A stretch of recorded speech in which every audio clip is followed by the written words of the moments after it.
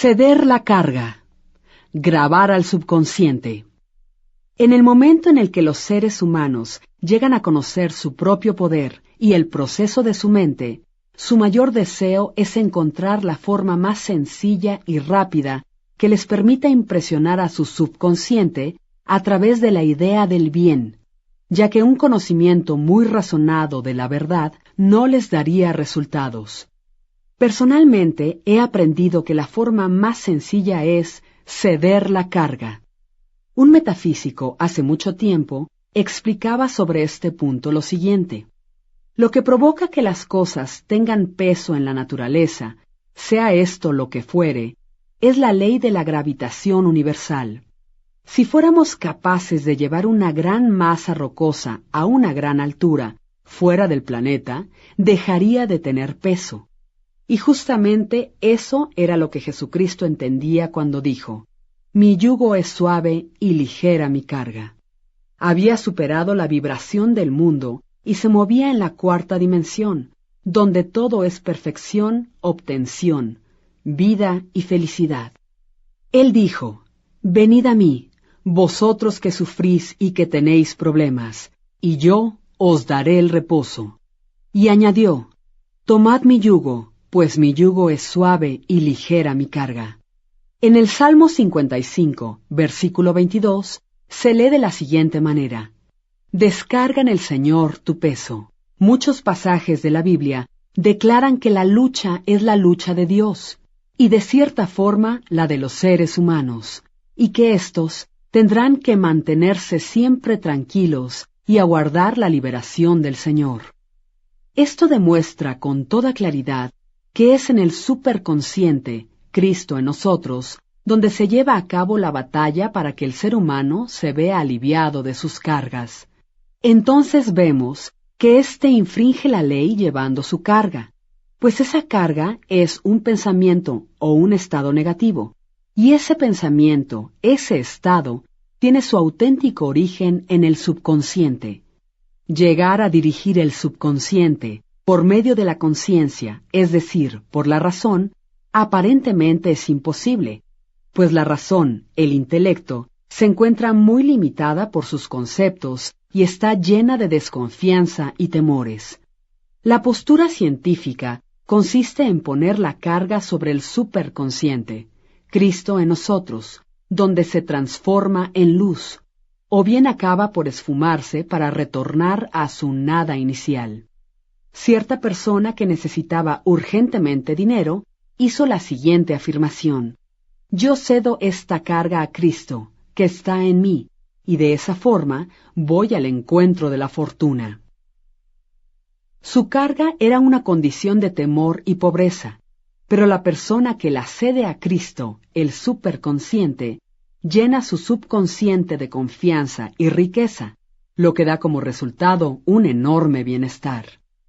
En las Escrituras se lee lo siguiente: Cristo nos llena de la esperanza de la gloria. Ahora bien, ponga atención al siguiente ejemplo. En cierta ocasión hubo una persona que le ofreció un piano a una de mis alumnas.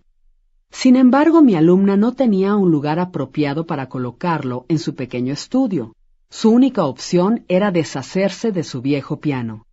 Estaba completamente trastornada por esta situación, ya que por un lado no quería deshacerse de su viejo piano, pues le había tomado mucho cariño, pero por el otro lado no sabía de qué manera conservarlo. En realidad se sentía muy nerviosa, ya que le iban a entregar en muy poco tiempo el piano nuevo. Entonces pensó: yo cedo esta carga a Cristo, que está en mí, y se abrirá un espacio. Tan solo pasaron unos momentos después de decir esto, cuando un amigo suyo le llamó por teléfono y le preguntó si estaba interesada en alquilarle su viejo piano. Ella le envió su piano apenas unos instantes antes de que llegara a su casa el nuevo. En otra ocasión, conocí a una mujer que llevaba sobre sí una carga de rencor. Esta mujer afirmaba: cedo esta carga de rencor a Cristo, que está en mí, y camino llena de amor, goce y bienestar. El superconsciente todopoderoso llenó su subconsciente de amor, y desde ese momento y gracias a esa actitud, su vida se transformó totalmente.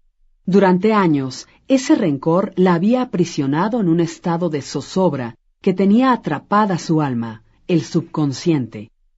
Todas las afirmaciones se tienen que repetir constantemente, durante horas, ya sea de manera silenciosa o en voz alta, siempre con serenidad y convicción. Yo suelo compararlo con el acto de grabar una placa fotográfica. Él debe grabarnos con la palabra de la verdad. A lo largo del tiempo me he percatado que después de haber cedido la carga, nuestra visión se aclara. Allí donde únicamente se discuten las desazones del entendimiento humano, no es posible tener una visión clara. Las dudas y el miedo solo provocan que el espíritu y el cuerpo se contaminen. Entonces la imaginación se desborda y de ese modo causa los desastres y la enfermedad. Por medio de la repetición continua de la afirmación, yo cedo esta carga a Cristo que está en mí y camino con libertad, la visión evoluciona y simultáneamente emerge un sentimiento de alivio que tarde o temprano sirve para engendrar la manifestación del bien, que es la salud, el bienestar y la felicidad. Un día, una de mis alumnas me preguntó por qué motivo la oscuridad es más intensa en el momento justo en que amanece. En un capítulo anterior, ya he mencionado el hecho de que en el momento en que se produce una manifestación importante, parece que todo va mal, y la conciencia queda como ensombrecida por un sentimiento de desánimo. Cuando aparece este sentimiento, quiere decir que las dudas y los antiguos miedos emergen desde lo profundo del subconsciente, y entonces es necesario eliminarlos. Es en ese momento cuando las personas deben hacer sonar con fuerza sus campanas, como lo hizo Josué, y agradecer por haber sido salvados, incluso si llegara a suceder que aparentemente están rodeados de enemigos, la escasez o la enfermedad. Después me preguntó mi alumna, ¿por cuánto tiempo permaneceremos en la oscuridad? Yo le respondí, hasta que sean capaces de ver en la oscuridad, o bien hasta que cedamos la carga que nos ha tocado soportar. Siempre que se quiera grabar el subconsciente, es de vital importancia tener una fe activa. Sin obras, la fe está muerta. Este es el punto que me he esforzado por explicar en los capítulos anteriores. Mandando a una multitud sentarse. Antes de dar las gracias por los panes y los peces, Jesucristo dio una prueba de fe activa. Para señalar la importancia de esa fe, voy a dar otro magnífico ejemplo. En cierta ocasión, una mujer se separó de su marido, al que amaba mucho, a causa de un malentendido. Él hizo a un lado todos los intentos de reconciliación de su esposa y se rehusó a hablar por cualquier medio con ella. Como esta mujer conocía la ley espiritual, rechazó la apariencia de esta separación y afirmó, en el entendimiento divino no existe ninguna forma de separación, y por eso, yo no estoy apartada del amor y compañía de quien me corresponde por derecho divino.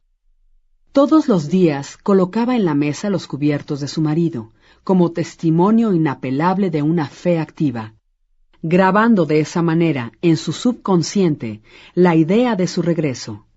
Pasó más de un año, y ella seguía teniendo la misma actitud. Un buen día vio que su marido regresaba a su lado.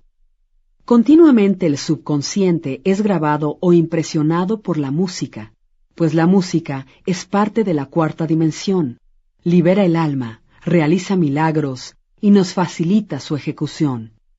Ya que de hecho la fe activa es la base sobre la cual los seres humanos caminan para acceder a su tierra prometida.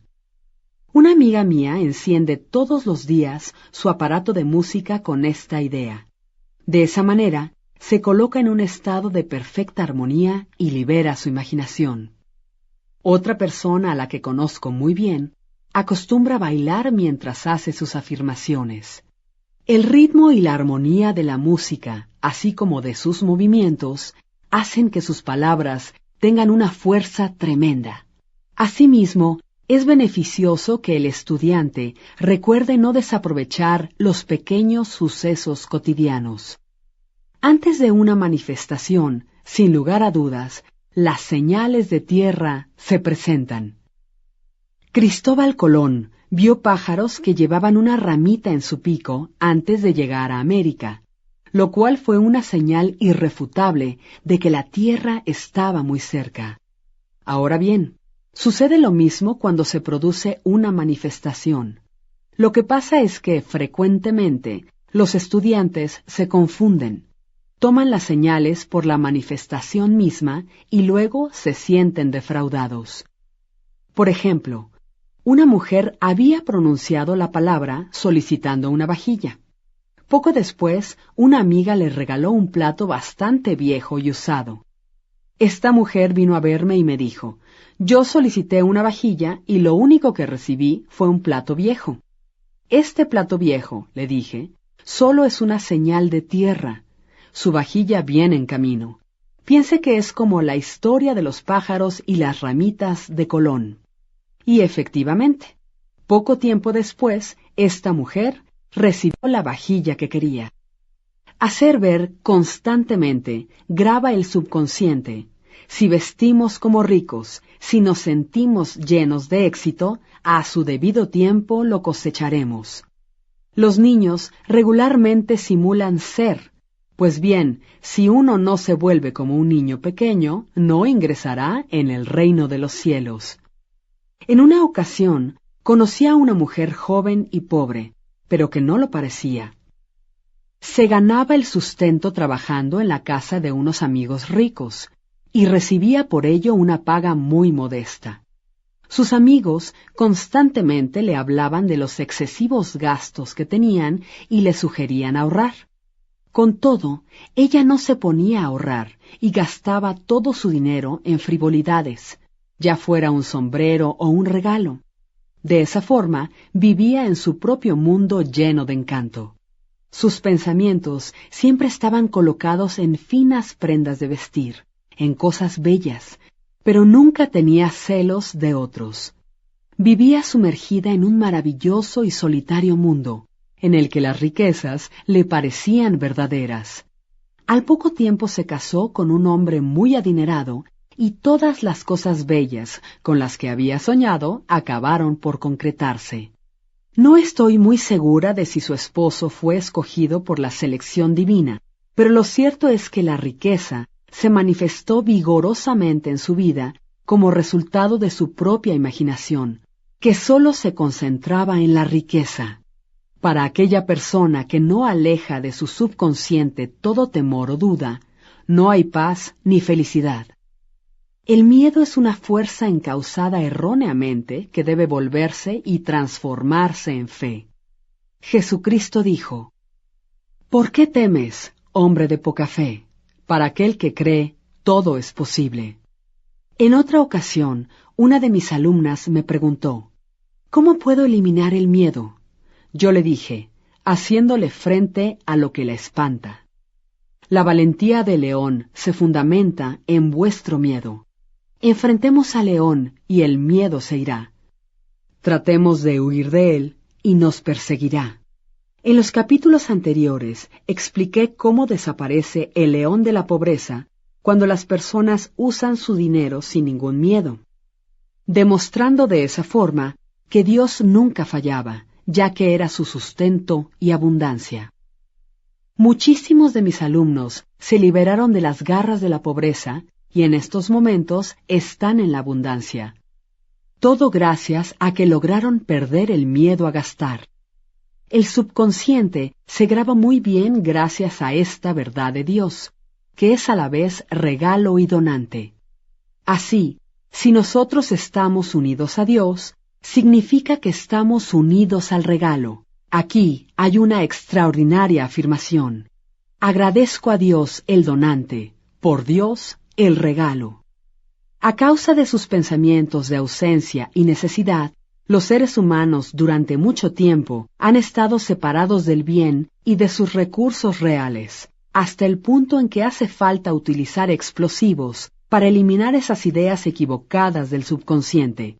y los explosivos se presentarán bajo la forma de una significativa situación a enfrentar. En los ejemplos anteriores vimos que las personas se liberan por medio de la supresión del miedo. Lo que hoy elijas será aquello a lo que servirás, ya sea el temor o la fe. Tal vez su miedo esté provocado por el carácter de otras personas. Si este es el caso, no evada a aquellos a los que teme. Vaya tranquilamente hacia ellos y verá cómo se transforman en las redes de oro, en los eslabones de su bienestar, o bien se desvanecerán armoniosamente de su camino. Posiblemente usted tenga miedo a alguna enfermedad de los gérmenes.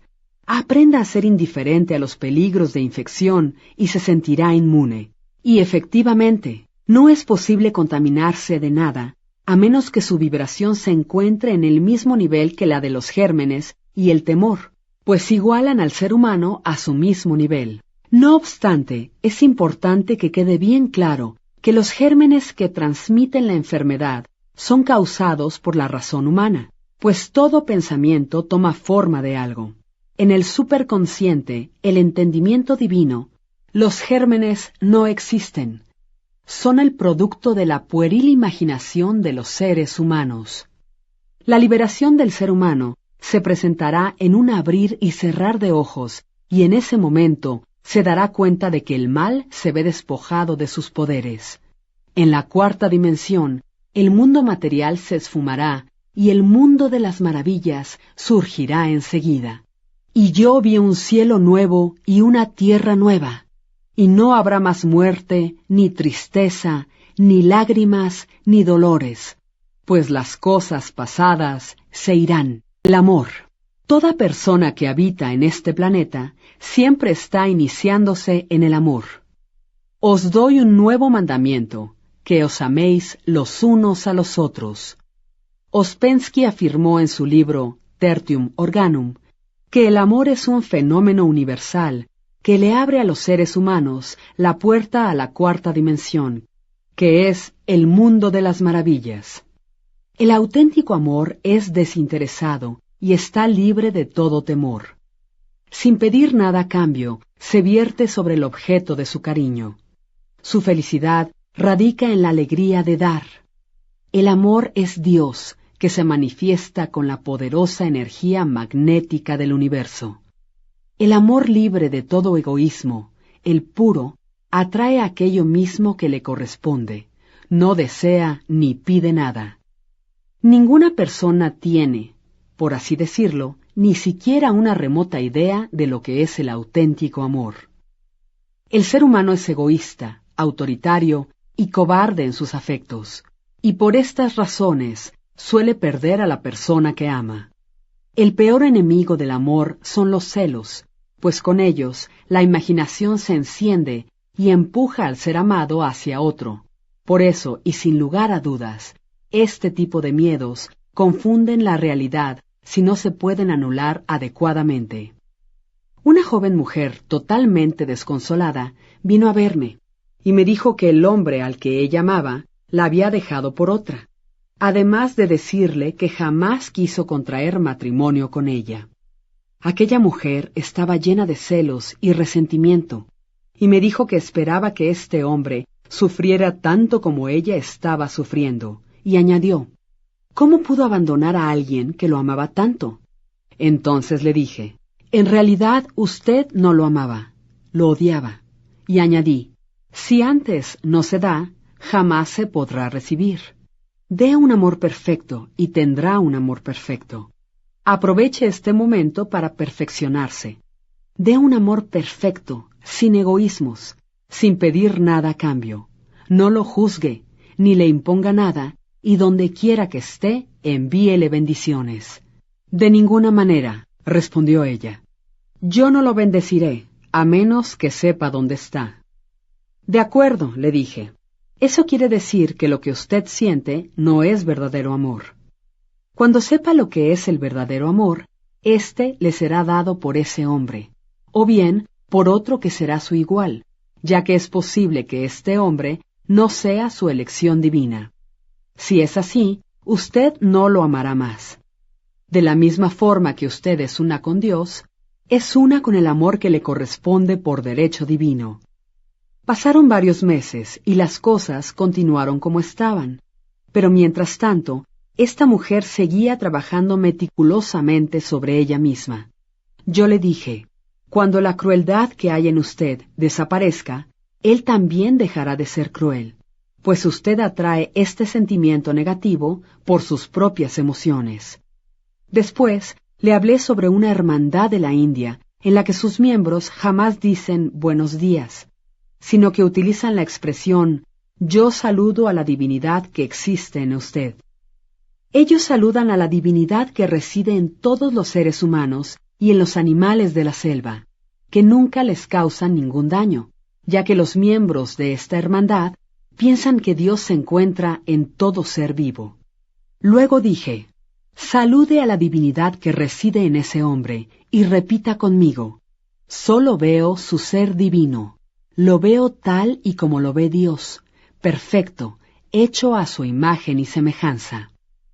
Algún tiempo después, la mujer me comentó que había hallado un nuevo equilibrio y de esa forma pudo eliminar su rencor. El hombre al que ella amaba era capitán y solía llamarlo Cap. Cierto día vino a verme y afirmó en voz alta, que Dios bendiga a Cap donde quiera que se encuentre. Ese es el amor verdadero, me adelanté a decirle. Junto con este sentimiento se cerrará un círculo completo, y esta situación no se repetirá nunca. Por fin usted conseguirá su amor o atraerá a su equivalente. Coincidió que por aquel tiempo me mudé de departamento y estuve sin teléfono durante una temporada. Por eso no tuve más noticias de ella durante varias semanas. Después, una mañana, recibí una carta suya que decía, «Nos hemos casado». La fui a visitar enseguida y mis primeras palabras fueron, «¿Cómo fue que él regresó?» Ella dijo, «Fue un auténtico milagro». Un buen día me desperté con la maravillosa sensación de que todo el dolor había desaparecido.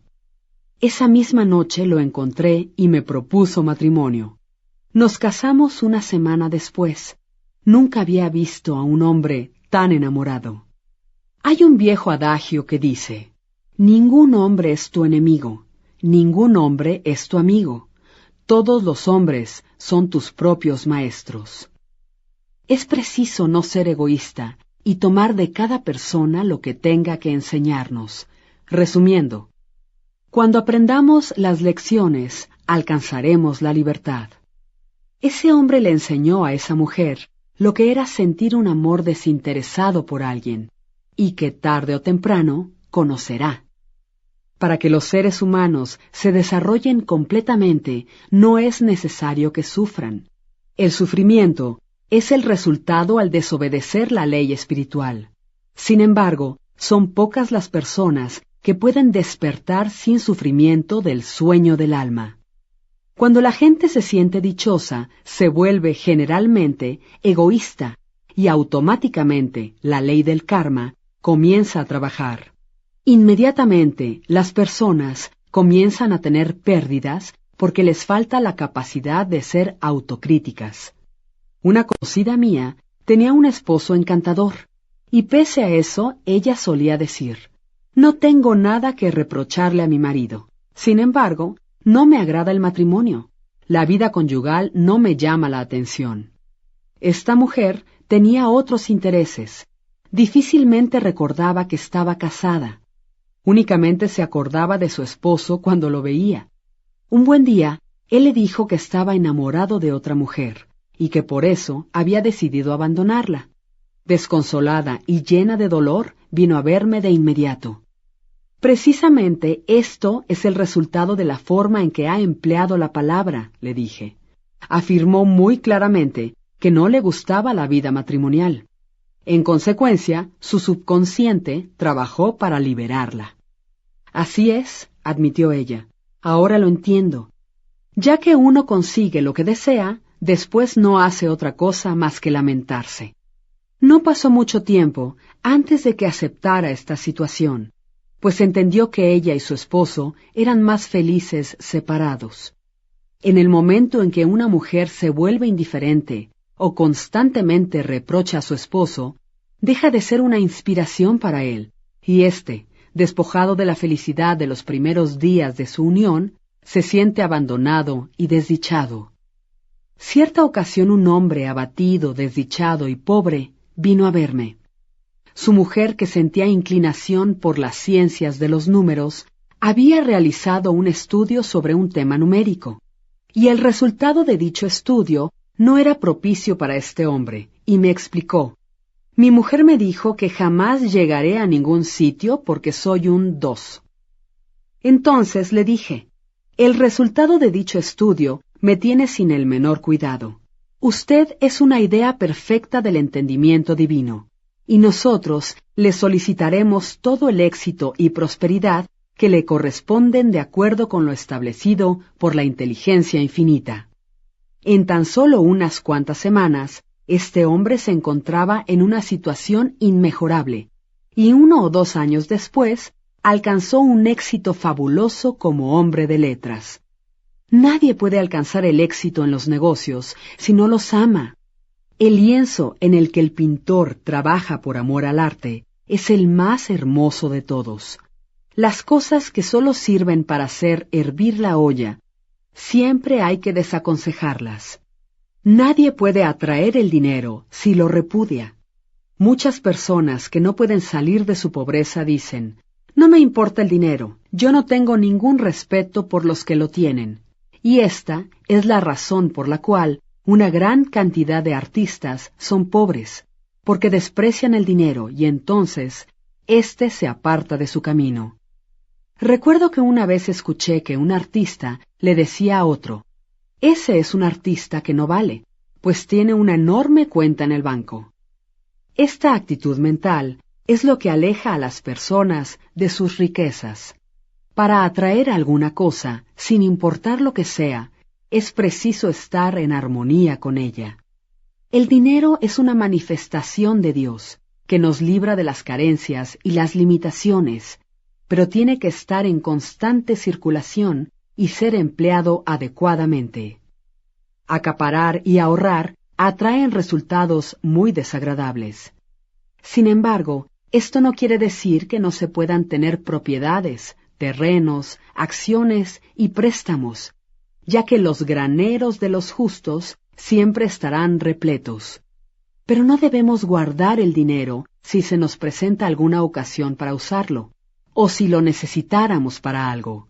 Al dar libre circulación al dinero que poseemos, sin temor y alegremente, el camino que atraerá estará más libre, pues Dios es nuestra más segura e infinita riqueza. Esta es la actitud espiritual correcta que debemos tener en lo que respecta al dinero y al gran banco del universo. Jamás fallará. La película titulada Greed, Avaricia, es un maravilloso ejemplo de codicia. La protagonista de la historia ganó $5,000 en la lotería, pero no quería malgastarlos. Por eso acumuló y guardó mucho dinero, y dejó que su marido sufriera y pasara hambre. Finalmente él acabó por buscar comida en la basura para poder subsistir. Amar de esa forma el dinero la colocó en el sitio más ruin de todos, hasta que una noche ella fue asesinada y le robaron todo su dinero. Este es un buen ejemplo en el que el amor por el dinero es el principio de todos los males. En sí mismo, el dinero es bueno y útil. Pero cuando es utilizado con fines destructivos, cuando es acumulado y acaparado, o bien cuando se cree que es más importante que el amor, se transforma en una auténtica causa de enfermedades, de tristeza y finalmente de la pérdida del propio dinero. Si usted sigue el camino del amor, todo lo demás le será dado por añadidura, ya que Dios es amor. Y Dios es la verdadera riqueza. Por el contrario, si sigue el camino del egoísmo y de la codicia, la riqueza se esfumará, o bien usted mismo se verá alejado de ella. Sé del caso de una mujer muy adinerada que ahorraba todas las ganancias que conseguía. Era muy raro que hiciera alguna donación. Por el contrario, compraba desenfrenadamente toda clase de objetos. Tenía una especial atracción por los collares. Un día, una de sus amigas le preguntó cuántos tenía. Ella respondió 67. Los compraba y los depositaba en cualquier sitio, probablemente envueltos en papel de seda. Eso no tendría ningún problema si los utilizara. Incluso sus roperos estaban repletos de ropa que jamás usaba. Pero ella infringía la ley de la circulación. Paulatinamente, los brazos de esta mujer se fueron deteriorando porque se apegaba férreamente a todos estos objetos. Después de poco tiempo, se consideró que era incapaz de manejar su dinero y le fue retirado. Este es otro buen ejemplo de cómo se provoca una pérdida por desconocimiento de la ley. Todo padecimiento y tristeza tienen su origen en la violación de la ley del amor. Los boomerang del rencor, odio y crítica regresan contra nosotros mismos en forma de enfermedad y dolor. El amor es como un arte olvidado, pero aquella persona que entiende la ley espiritual sabe que debe recuperarlo, ya que sin amor, él mismo se transforma en una campana que repica.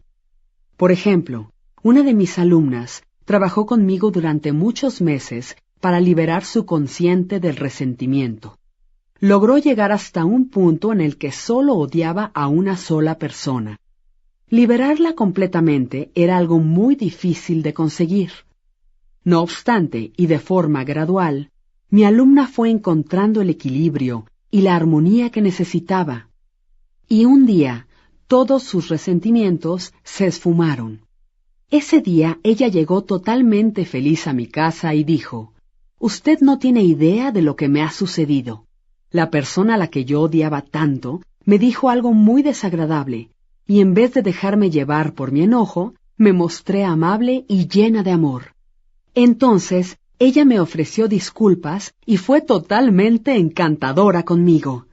Nadie puede saber lo bien que me siento en estos momentos». En las cuestiones humanas, el amor y la buena voluntad son de un enorme valor. Cierto día una oficinista vino a consultarme, pues según ella, su jefa era fría, muy criticona y sin amor. «De acuerdo», le aconsejé. «Lo que usted tiene que hacer es saludar a la divinidad que hay dentro de ella y mándele pensamientos de amor». Entonces me respondió: «Eso es imposible, es una mujer de mármol». «¿Conoce usted la historia del escultor que pidió un bloque de mármol específico?», le contesté. Cuando le preguntaron por qué necesitaba concretamente ese bloque, él respondió: «Porque dentro de ese mármol hay un ángel, y pudo crear una extraordinaria obra de arte con él». «Muy bien», dijo la oficinista, «lo intentaré». Una semana después, regresó y me dijo: «Hice lo que usted me recomendó, y pude comprobar por mí misma que mi jefa es en realidad muy amable. Incluso fui a pasear con ella en su automóvil». Muchas personas, y a veces durante muchos años, guardan una gran cantidad de remordimientos porque le hicieron daño a alguien. Si llega a suceder que este daño no se puede enmendar, sus efectos pueden ser contrarrestados haciendo el bien a otra persona en el presente. Si hago algo olvidando lo que ya pasó, me dirijo al porvenir. Los remordimientos, la tristeza y las lágrimas dañan las células del cuerpo y contaminan la atmósfera que rodea a la persona. En una ocasión, una señora que pasaba por una etapa de profunda tristeza me dijo: «Ayúdeme para que pueda sentirme feliz y contenta, pues mi tristeza hace que me vuelva irascible con mi familia y automáticamente recibo los golpes del karma». Entonces me pidió que la tratara como si fuera una madre que llora por su hija. Yo rechacé toda idea de pérdida y ausencia, y afirmé que Dios era la dicha de esta mujer, su amor y armonía. Inmediatamente ella recobró su equilibrio, y en muy poco tiempo su propio hijo vino a decirme que interrumpiera el tratamiento, ya que en esos momentos ella se sentía llena de felicidad. Este es otro ejemplo de la forma en que el entendimiento mortal Se aferra a sus propios lamentos y sufrimientos. Recuerdo cómo un miembro de mi familia no dejaba de alardear sobre las tristezas que tenía a su alrededor, hasta que llegó a un punto en el que siempre había algo que lo abrumara. En otro tiempo, si una mujer no cuidaba de sus hijos adecuadamente, cargaba con la imagen de mala madre. Actualmente sabemos muy bien que las lamentaciones incesantes de las madres son justamente la verdadera causa de las enfermedades y accidentes que le suceden a sus hijos. Los temores crean una poderosa imagen de enfermedad, o la de la situación temida, y si estas imágenes no son anuladas adecuadamente, acabarán por manifestarse. Bienaventurada aquella madre que puede afirmar con sinceridad que deja a su hijo en las manos de Dios, sabiendo, por consiguiente, que él está protegido divinamente. De esa forma, ella proyecta un tipo de fuerza protectora alrededor de su hijo. Hubo una ocasión en que una mujer se despertó bruscamente a mitad de la noche, intuyendo que su hermano se encontraba en un terrible peligro. Sin embargo, en vez de dar valor a sus miedos, recurrió a la verdad y se dijo a sí misma: el ser humano es una idea perfecta del entendimiento divino, y siempre está en el lugar que le corresponde. Por eso mi hermano está en el sitio adecuado, protegido divinamente. A la mañana siguiente, se enteró con sorpresa que su hermano había pasado muy cerca de una mina, y que había ocurrido una enorme explosión, de la que él se había salvado afortunada y prodigiosamente. Esa es la forma en que nosotros mismos nos convertimos en los protectores de nuestros hermanos, por el pensamiento, y cada quien debe saber que el objeto de su cariño se encuentra en las alturas y descansa a la sombra del Todopoderoso. Quien no espera ningún mal, no le sucederá ninguno. El amor perfecto rechaza el miedo. Aquel que tiene miedo no es perfecto en el amor. En conclusión, el amor es el acatamiento de la ley.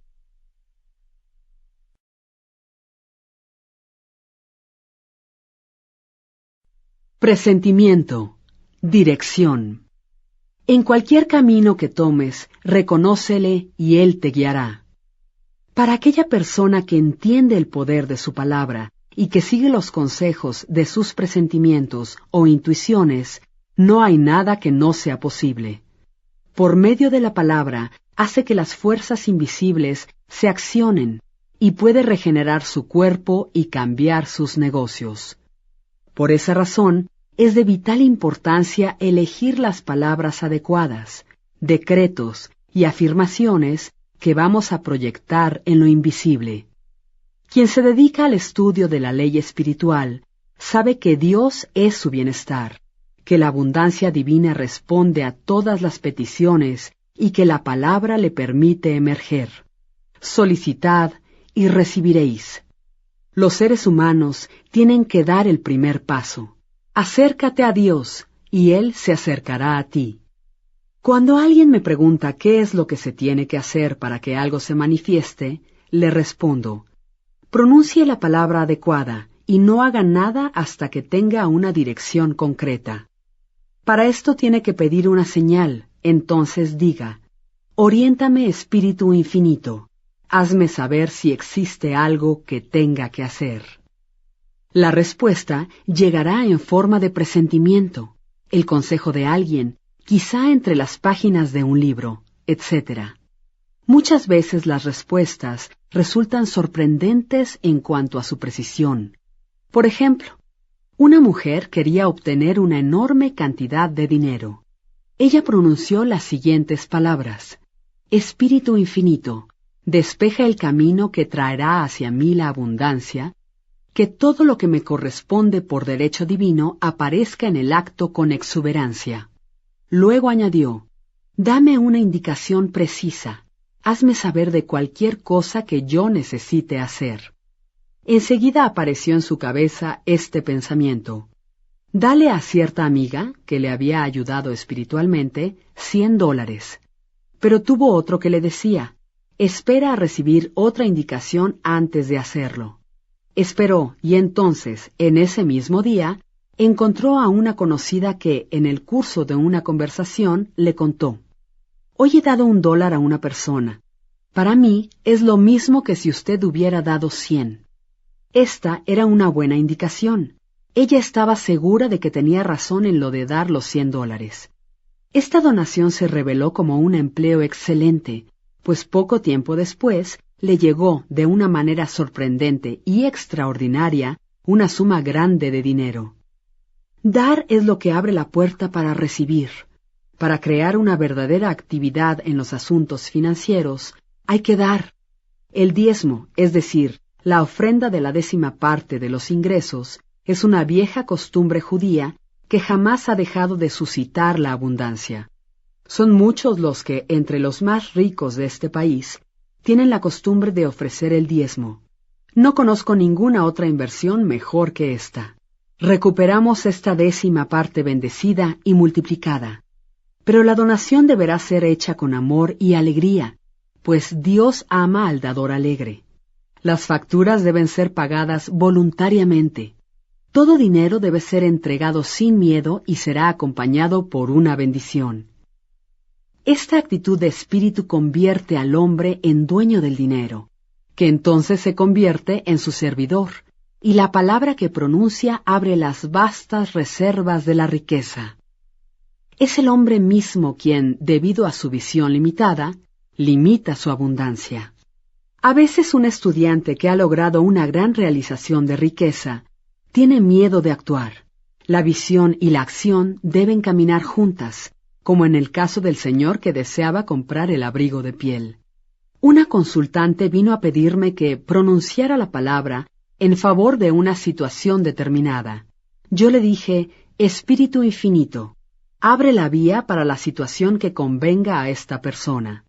No pida jamás una situación, sino la situación justa, es decir, aquella que ya está preparada en el plan divino, pues sólo ella le proporcionará satisfacción. Luego di gracias por aquello que ya se había recibido y para que la situación se manifestara rápidamente. Poco después, a esa persona le fueron ofrecidas 3 oportunidades, 2 en Nueva York y otro en Palm Beach, y ella no sabía con cuál quedarse. Yo le dije: «Pida una dirección precisa». La fecha límite para la respuesta estaba a punto de caducar, y ella no había tomado todavía una decisión. Entonces, un día me llamó. «Desperté esta mañana», me dijo, «y tuve la impresión de sentir el perfume de Palm Beach». Ella ya había estado allí en el verano, y conocía su aire embalsamado.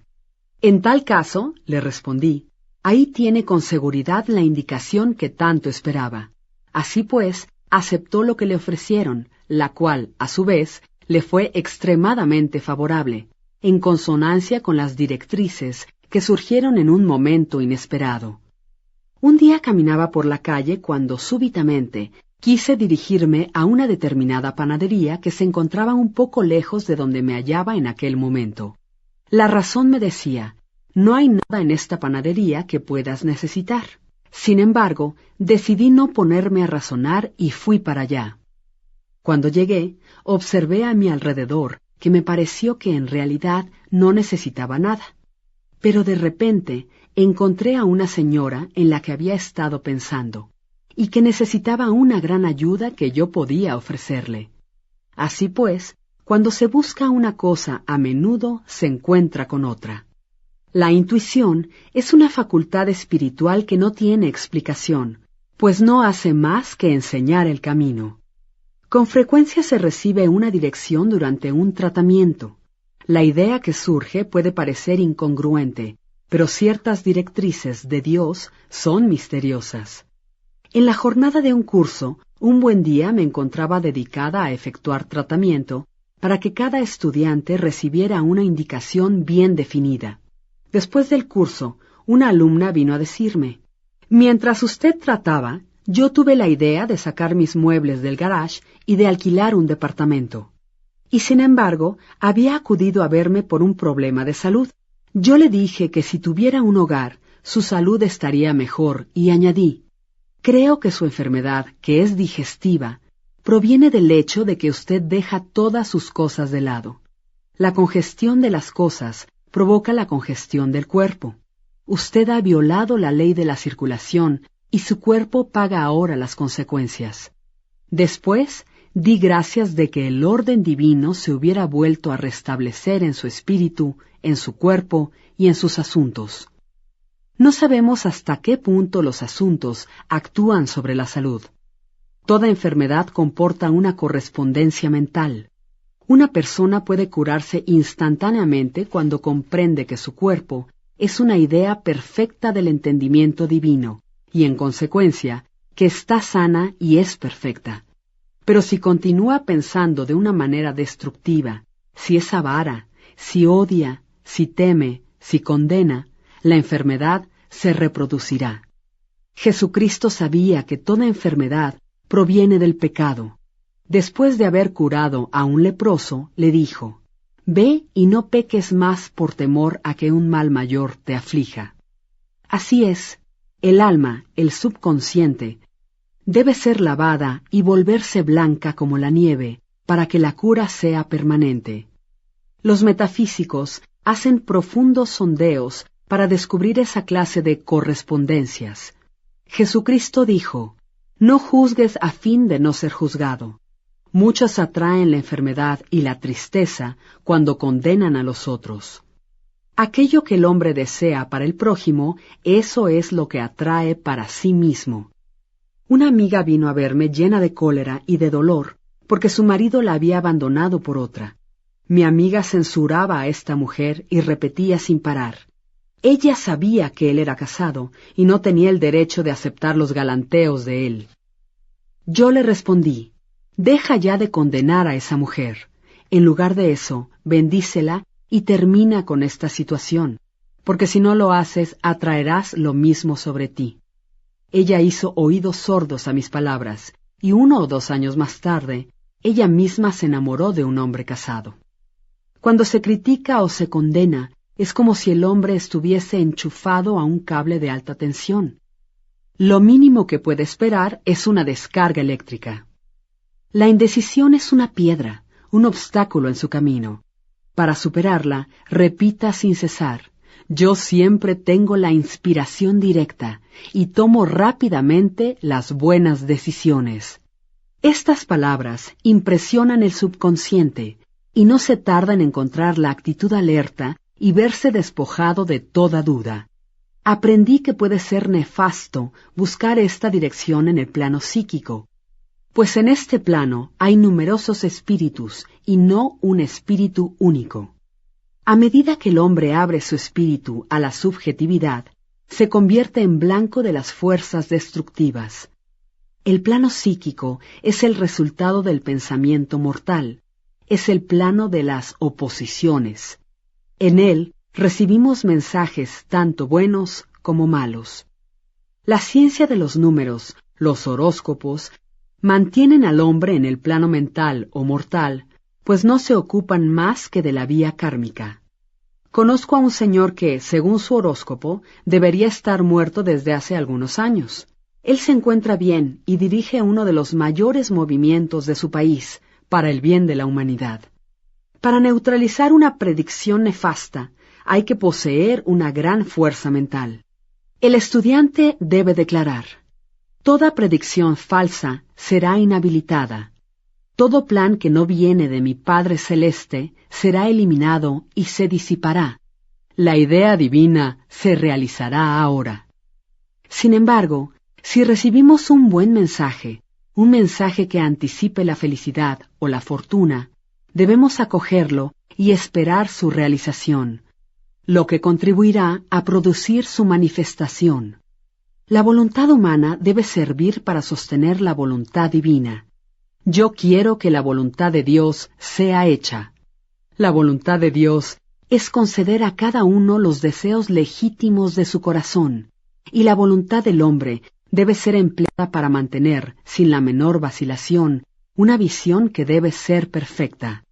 El niño prodigio declaró: yo me levantaré e iré en dirección a mi Padre. A veces es necesario realizar un esfuerzo de voluntad para abandonar las algarroba y los cerdos del entendimiento humano. Para el común de los mortales es mucho más fácil temer que tener fe. La fe es un esfuerzo de la voluntad. Al despertar a la espiritualidad, el hombre reconoce que todo lo que se halla en discordancia a su alrededor se corresponde con una desarmonía mental. Si el hombre tropieza y cae, siempre puede decir que tropezó y cayó debido a su propio entendimiento.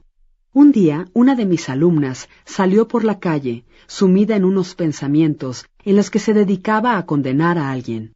Se decía a sí misma: «Esta mujer es la más desagradable de la tierra». Entonces, bruscamente, 3 scouts aparecieron repentinamente tras dar la vuelta a una esquina y la hicieron caer al suelo. Ella no hubiera querido que eso sucediera así, pero inmediatamente apeló a la ley del perdón en un saludo a la divinidad, que había en aquella otra señora. Las vías de la sabiduría son vías agradables y llenas de paz. Cuando se hace una llamada al ser universal, hay que esperar sorpresas. Todo puede parecer que va mal, pero en realidad todo va bien. Una estudiante aprendió que no hay pérdida en el entendimiento divino, y que consecuentemente ella no podría perder aquello que le pertenecía, y en caso de pérdida recibiría su equivalente. Unos años antes, esta persona perdió $2,000. Había prestado ese dinero a un pariente que murió sin hacer mención del préstamo en su testamento. Esta alumna se sentía llena de amargura y de cólera, pues no tenía ninguna prueba de que se hubiera producido esta transacción. Decidió negarse a aceptar la pérdida y pidió $2,000 a la banca del Ser Universal. Comenzó por perdonar a su familiar, pues el rencor y el rechazo a perdonar cierran las puertas de este banco maravilloso. Ella afirmó: «Niego esa pérdida. No hay pérdida alguna en el entendimiento divino. En consecuencia, no puedo perder estos $2,000 que me pertenecen por derecho divino. Cuando una puerta se cierra, otra puerta se abre». Esta mujer vivía en un piso de un edificio que estaba en venta. El contrato tenía una cláusula por la que se estipulaba que si la casa se ponía en venta, los inquilinos se verían obligados a mudarse en el término de 90 días. Bruscamente, el propietario hizo un nuevo contrato y aumentó los alquileres. De nuevo la injusticia surgió ante su camino, pero esta vez ella no se alteró. Bendijo al propietario y pensó: «Este aumento del alquiler significa que yo seré más rica, pues Dios es mi riqueza». Los nuevos contratos establecieron los nuevos alquileres, pero debido a un error providencial, la cláusula de los 90 días fue omitida. Poco después, el propietario tuvo la ocasión de vender su casa. Gracias al error cometido en los nuevos contratos, los inquilinos pudieron quedarse en los pisos que ocupaban durante un año. El gestor ofreció a cada uno de ellos $200 para que se marchasen. Muchas familias se cambiaron y otras 3 se quedaron, incluida la señora en cuestión. Transcurrieron 1 o 2 meses. El gestor volvió a ponerse en contacto con los inquilinos. En esta ocasión le propuso a mi amiga: «¿Usted aceptaría la cuantía de $1,500? En ese mismo instante, ella se dio cuenta de lo que ocurría. «Mira por dónde, aquí están mis $2,000. Ella se dirigió a sus vecinos que todavía vivían en el mismo edificio. «Actuaremos juntos si nos quieren echar».